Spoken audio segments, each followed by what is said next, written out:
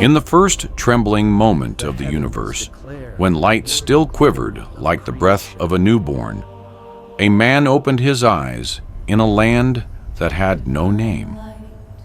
Adam lay there on the soil that still carried the scent of dawn, listening to his own heartbeat echo through a world so vast it overwhelmed him. No one taught him how to stand.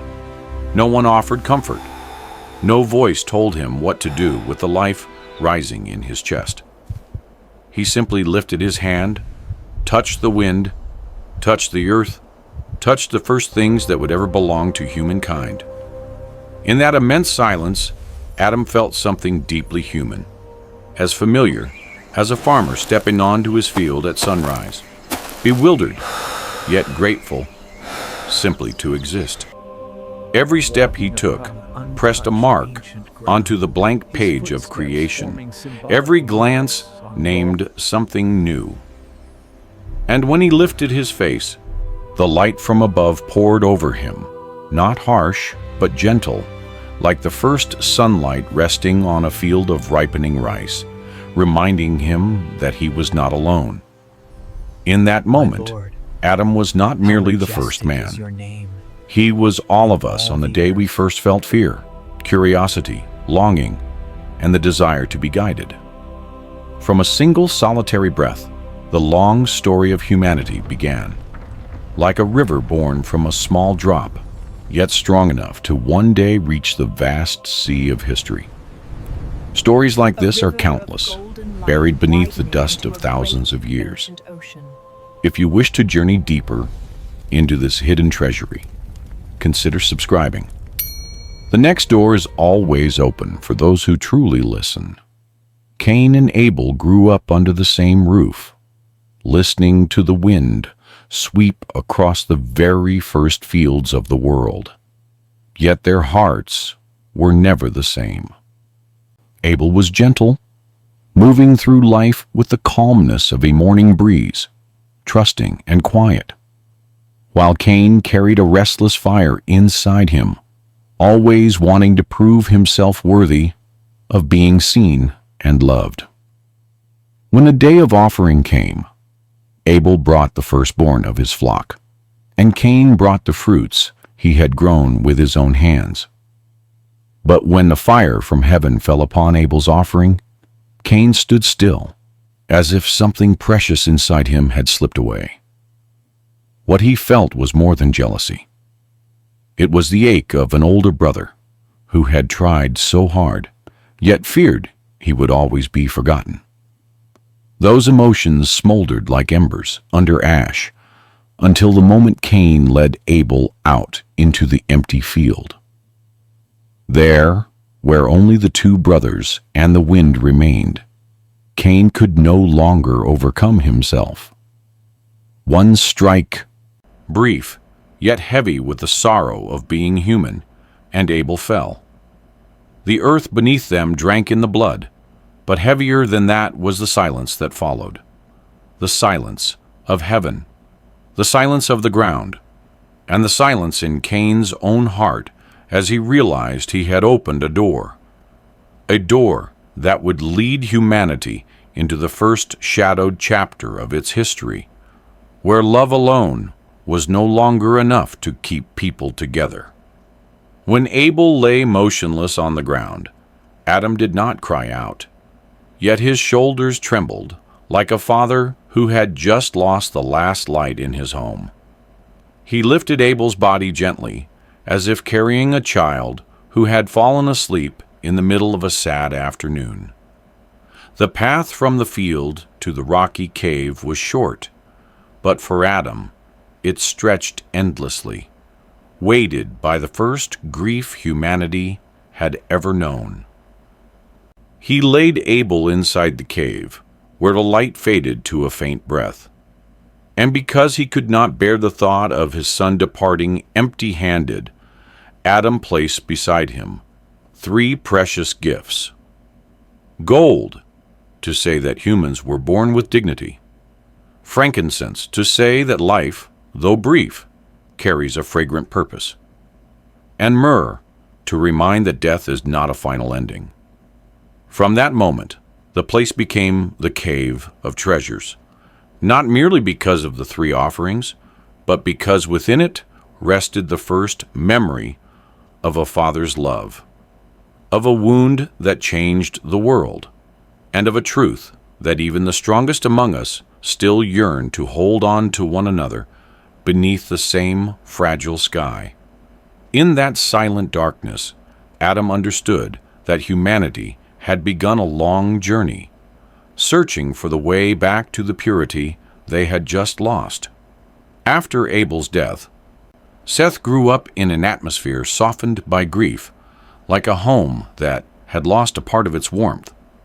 Yet Seth carried a gentleness and purity within him, as if he were the first drop of morning dew resting on a rice leaf, still untouched, no matter how long the night had been. His descendants lived upon the holy mountain, so close to Eden that they needed only to lift their heads to hear the angels singing above, soft like a mother's lullaby, calling the heart back to its earliest peace. They did not toil under the sun, nor did they know deceit or rivalry. They lived on fruits and clear springs, gathering each dawn to pray on the mountaintop. Before closing his eyes for the last time, Seth held his children's hands, his voice slow and warm, like a father giving final guidance before a long journey. He made them swear that none would descend into the plains where the line of Cain lived. This vow was not only to protect their purity, but to protect the bond of family itself, to keep every heart from wandering away from the light their ancestors had guarded with their entire lives. Though they lived on the holy mountain, where the light was always gentle, like morning sun on the rice fields, the descendants of Seth carried a quiet curiosity within them, the kind a person feels when standing on a high peak and wondering whether something more beautiful lies below. From afar, they saw the line of Cain glowing with fire, with music, with lively festivals. Those lights pierced their hearts like whispered invitations, slowly dimming the ancient vow their ancestors had sworn. One day, a few young men of Seth's line descended the mountain, at first only to look, then to listen, then to join the things they had never known before. They were swept into the noise, into the charm of the women of the plains, into the warmth of being praised and being seen. When they returned, the purity of the holy mountain no longer shone in their eyes. Instead, there was a quiet confusion that none of them could name. Others saw this, and step by step, they too left the mountain. The last day of their purity did not arrive with thunder or destruction, but with simple footsteps walking away from an old vow. From the peak above, silence drifted down like a heavy cloud as the children of Seth lost themselves, opening the path toward the greatest tragedy humanity would face since the dawn of creation, amid a world slowly sinking into noise and chaos, where people chased pleasure and forgot the vows of their ancestors. Noah appeared like a quiet man, standing at the edge of a feast. He was not skilled at competing, nor did he know how to make himself stand out. Yet he carried something many others had already lost, a reverence for what was sacred. His days were simple, but his heart remained steady, like a lone lamp burning in a stormy night. Every dawn, while others were still lost in the remnants of the previous night's indulgence, Noah stepped outside, breathing deeply, as if washing the dust from his soul, praying to live a life of integrity. He looked at his children with hope and worry intertwined, knowing that the world surrounding them was drifting further from the path of truth. And so, when the voice from heaven spoke, no one heard it but him. The voice was not harsh, but heavy with sorrow, like a father watching his children drift far from home. Noah froze, understanding that the burden placed upon him was not only to save his family, but to preserve the last fragile light of humankind. Though fear brushed against his heart, he answered with obedience. He began building the ark amid the laughter and mockery of neighbors, yet his hands never trembled, for deep within he knew the waters were already on their way. Each plank he lifted was a prayer. Each nail he struck was a confession of faith. Noah was not chosen because he was perfect, but because he still knew how to bow before what was right, in a world where everyone believed they were right. And it was that humility, that quiet courage, that opened a path of survival for an age standing on the brink of collapse. The night Noah had to leave the cave of treasures was a night so still that even the wind seemed afraid to breathe, as if it knew a sorrow too great was about to unfold. Noah stepped inside with small flickering torches, their trembling light gliding across the stone walls where his ancestors had once walked.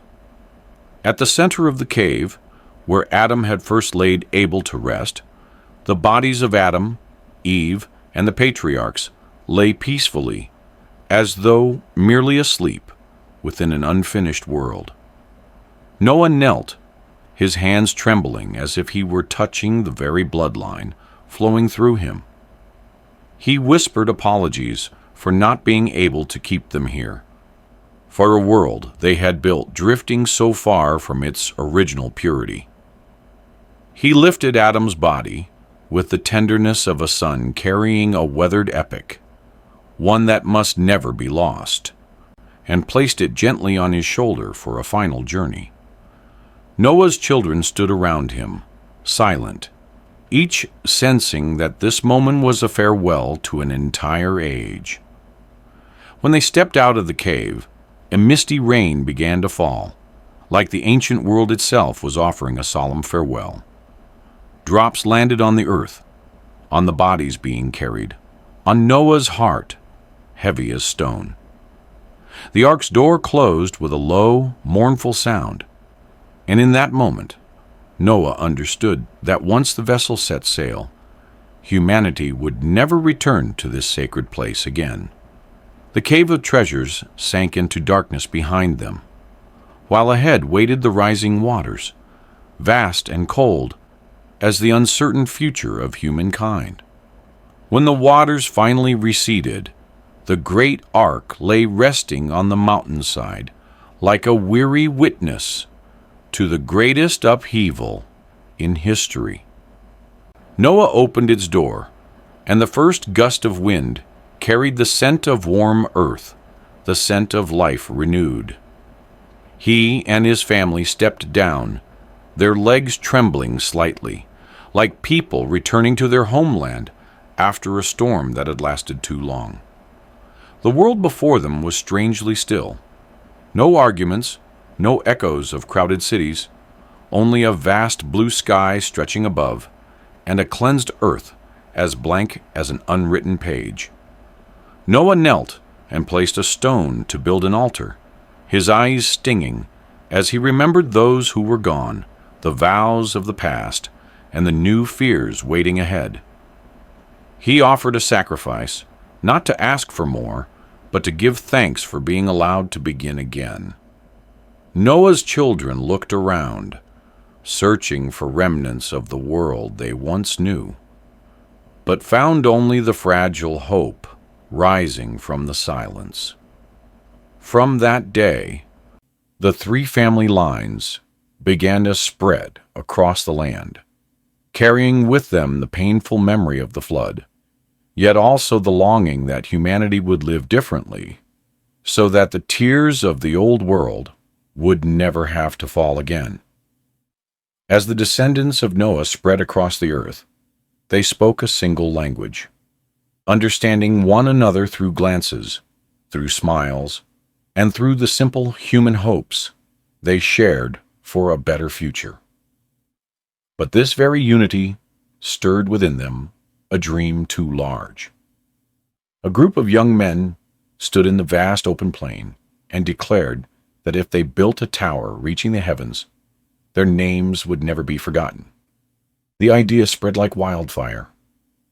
Everyone wanted to contribute, for deep in every heart was a quiet fear that one day time would erase them. The tower rose higher and higher, glowing under the sun like a challenge thrown toward the sky. But just as they were about to place the final stone, something strange happened. A worker called out to his friend, but the friend no longer understood. A father gave instructions to his son, and the words suddenly sounded unfamiliar. Stories that once felt so familiar turned into broken sounds. Language shattered like a clay jar dropped upon the ground. And so people scattered in all directions, carrying different voices, new misunderstandings, and a quiet sadness that they had once been so close. The Tower of Babel remained unfinished, standing like a wound in human history, a reminder that when people forget humility, division will come on its own, without anyone calling for it. Abraham was born in a crowded and restless land, where people bowed before countless idols and believed that power lived inside cold, unmoving statues. Yet Abraham was different. Even when he was young, he carried questions in his heart that no one around him dared to voice. He wondered why a fallen idol needed a man to lift it back up, why something worshipped by so many could not answer a single cry for help. As he grew older, that quiet doubt turned into a deep longing, a sense that he did not belong among the noise and the empty rituals that filled his hometown. Often, he would step away from the crowds and sit alone on the rooftop, watching the night sky unfold like a vast, breathing ocean of stars. In that silence, he felt a presence he could not name, a presence that felt more real than any statue shaped by human hands. One night, as the fire beside him burned low and the wind softened around him, the voice finally came.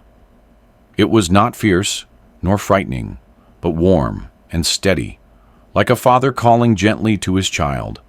"Leave your land, your family, your father's house, and I will show you a place prepared for you." The words wrapped around Abraham's heart with both fear and comfort. He knew that answering this call meant letting go of everything familiar, his home, his kin, the life he had always known. But he also knew that if he stayed, his soul would continue to wither among the silent idols. At dawn, with eyes still moist from the weight of his decision, Abraham packed what little he had. He looked back at his homeland one last time, not with regret, but with the quiet understanding that destiny had opened a door only he could walk through. That single step forward became the first step of a journey that would shape nations, carry promises across generations, and carve a new path through the unfolding history of humankind. Jacob left home in fear and regret, carrying only a few hurried belongings and a heart heavy as stone after what had happened with his brother. That night, he stopped in the middle of a vast wilderness, with no people, no voices, only the wind sweeping over the cold stones. He laid his head on a rock for a pillow, trying to close his eyes, but his mind churned like a traveler who has lost all sense of direction. As sleep finally drew him in, a strange vision unfolded before him. A great ladder stood upright, reaching from earth to heaven, shining like a pillar of fire, and angels were ascending and descending along it in steady, flowing waves of living light. At the top of the ladder stood the one Jacob had only heard about in the stories of his family. He looked down at Jacob, not with judgment, but with the gaze of a father welcoming a lost child home. His voice rose, warm like a lullaby, yet powerful like thunder in a storm, promising Jacob that he would never be alone, that his descendants would be as countless as the sand on the seashore, and as wide as the morning light spreading across the horizon. When Jacob awoke, he reached out to touch the stone, trembling, realizing that this place was not a mere shelter for the night, but the very doorway to heaven. He whispered that he would return, and from that moment, his journey was no longer a flight from fear, but a path toward the promise God had placed in his heart. From the descendants of Jacob, small tribes slowly wove themselves into a strong nation, and by the time of David, they finally had a king who made the world look up in admiration. David had once been only a shepherd boy, yet his heart was stronger than any sword, and his faith shone brighter than any crown. When he ascended the throne, it felt as if the people had reclaimed a pride they had waited for through generations. Under his reign, the nation flourished like rice fields greening after a long-awaited rain, peaceful, prosperous, and full of hope. But every glory fades. When Solomon succeeded him, his wisdom was renowned across kingdoms, yet that very wisdom led him into temptations that always shadow power. Cities rose, temples were built of gold and precious stone, but in his heart, the loyalty to the Heavenly Father began to dim. The kings who followed were no different. Some drowned in the intoxication of victory, others trembled before power, and others chased after foreign idols. The people drifted further from the ancient commandments, and the nation, founded upon a sacred promise, began to crack like a house left too long without care. Through each dynasty, it became clear that a kingdom could not stand firm by swords or wealth alone, but by gratitude and humility. And when the kings forgot this, glory slipped away, and decline arrived like a slow night rain, quiet, steady, and certain, washing away everything their forefathers had once built with pride. Across long centuries of rise and ruin, through kings who rose in glory and fell in shame, the chosen people continued to wait for the promise Abraham once heard on that distant night, the promise that a Savior would come and bring light back to humankind. When history finally reached its destined moment, the world did not shake. No trumpets sounded, and no signs tore the sky apart. Everything began quietly, on a still night in Bethlehem, where a young mother held her newborn in a humble stable. That child, fragile like a newly lit candle, carried within him the hope of generations. No throne, no army, no royal crown, only a peaceful gaze, deep and gentle, as if holding both the sky above and the ancient promise within it. As he grew, his words were soft yet sharp, like the first light of dawn, touching the hearts of those drowning in doubt and fear. He healed the forgotten, embraced the rejected, and taught that love was stronger than punishment, that forgiveness could make a shattered heart beat again for the light. But to fulfill the promise, he did not follow the path of the old kings. He chose the road leading up a cold and windy hill where a cross awaited him. In the moment, He was lifted upon it. Heaven and earth fell silent, holding their breath. It seemed as though darkness had won, yet the very moment he released his final breath, the ancient promise opened completely. The curtain separating humanity from heaven was torn in two, as though a door had swung wide for all who wished to return. 3 days later, light rose from the stone tomb, breaking the deepest fear of the human heart. And from that moment onward, every sorrow, every sin, every long night of history found its meaning in the one who came to fulfill the promise carried from Adam to eternity.